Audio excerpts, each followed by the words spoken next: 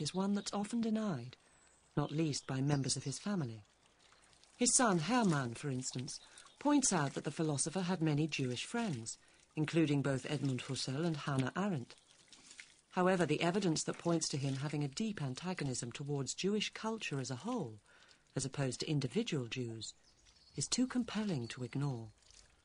In 1929, Heidegger wrote a letter to a friend of his to say that Germany now is at a crossroads. Either it goes down the road of the Jewification of German culture, or it continues down the other road to the restoration of Greater Germany. Now, the word Heidegger used for Judung is a very anti-Semitic term. You will not find it in even the biggest German dictionaries. However, you will find it in Mein Kampf, where Hitler used it in exactly the same terms. Another telling piece of evidence came to light purely by chance when Professor Rainer Martin, a one-time student of Heidegger's, stumbled across an old book about Hermann Göring. When he opened it, he was astounded to discover it had once belonged to his former tutor. Ein wahrhaft schlimmes Buch. Heidegger hat es einem Freund geschenkt, und zwar dem Kunsthistoriker Janssen, so steht auch hier darin, der lieben Familie Janssen zur Erinnerung an den 3. März 1933 in Freundschaft Martin Heidegger. Liest man in diesem Buch, und ich habe es natürlich gelesen, dann erschaudert einen, was ein angeblich großer Geist in jenen dunklen Jahren getan hat. Es ist ein widerwärtiges Schreibstück von A bis Z, mit Böswilligkeiten. Auch der Untermensch fehlt nicht, den es auszumerzen gilt. Und das schenkt man einem anderen hochstehenden Geist. Und er findet das auch noch hübsch und legt bescheiden ebenfalls Unsinniges aus der Zeitung ausgeschnitten über diesen Herrn Göring mit hinein.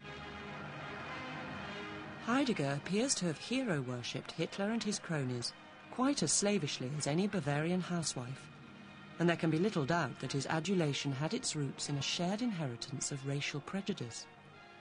But he also seems to have detected a strong affinity between the Nazi creed and certain tenets of his own philosophy. In virtually all Heidegger's lectures and texts from the 1920s, he'd been calling for some kind of notion of community. And of course, one of the linchpins of Nazi ideology was the idea of a national community that would unite all Germans.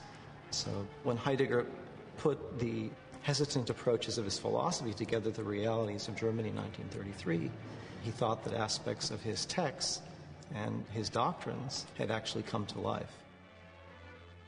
What he seems to have done is to have broadened the notion of individual authenticity and applied it to the people, to the folk. And I think that this led him finally out of the university library into the streets to identify with National Socialism, which he thought of as the realization of his own theory. Heidegger wasn't sure, however, that Nazism was safe with the Nazis. What Hitler needed, he thought, was a guide, someone who could ensure that the Nazi revolution fulfilled its true potential. Someone, that is, exactly like himself. Heidegger suffered, to be sure, from megalomania. He succumbed to the delusion, and one can only call it a delusion, that he could play the role of philosopher king following Plato's problematic precedent to Hitler and the Third Reich. He thought he could get the ear of the new regime and be the eminence grise behind Hitler or whoever was going to run the country. And he seriously believed that if you got the right philosopher in the right place, things might be different. Germany would be revitalized, Europe would be revitalized, everything might be wonderful and different.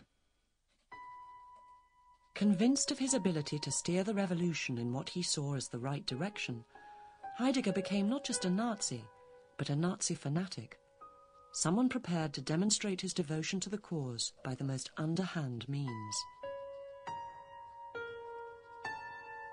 We now know, we didn't know until recently, that he spent a good deal of time writing the most damning letters about colleagues, ratting on them to the local police and even the Gestapo for being politically incorrect or not enthusiastic enough about the Nazi revolution or for having been pacifists during World War I.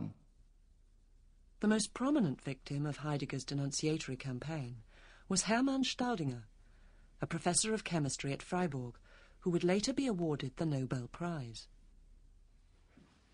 In Freiburg State Archive, Professor Hugo Ott has unearthed hard documentary evidence which shows that during 1933 and 1934, Professor Staudinger was hounded by the Gestapo purely as a result of malicious gossip passed on by Heidegger.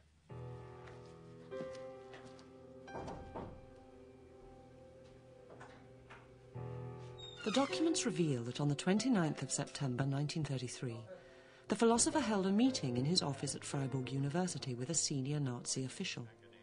He had requested the meeting himself, with the sole aim of communicating politically damaging allegations regarding Staudinger's supposed conduct during the First World War.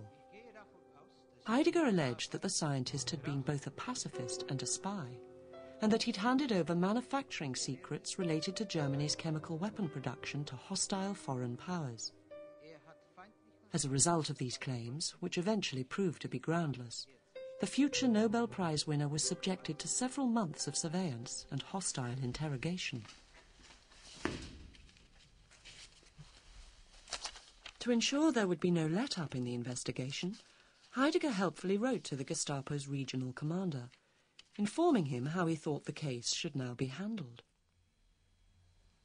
Und Heidegger führt die einzelnen Punkte der Gestapo-Untersuchungen auf und kommt dann am Schluss seines Briefes zu dem Antrag, den er als Rektor stellt, dass Staudinger aufgrund seiner politischen Vergangenheit, die negativ ist jetzt im neuen Deutschland, nicht mehr an der Universität Freiburg lehren darf, sondern dass er auch nicht einmal pensioniert werden darf, sondern entlassen, das heißt also ohne Bezüge aus dem Staatsdienst zu entfernen ist. Und Heidegger unterschreibt das eigenhändig, Heil Hitler, Heidegger. Ein schlimmer Brief, wäre er bekannt gewesen, 1945, Heidegger hätte nie eine Chance gehabt, in der Universität heimisch zu werden.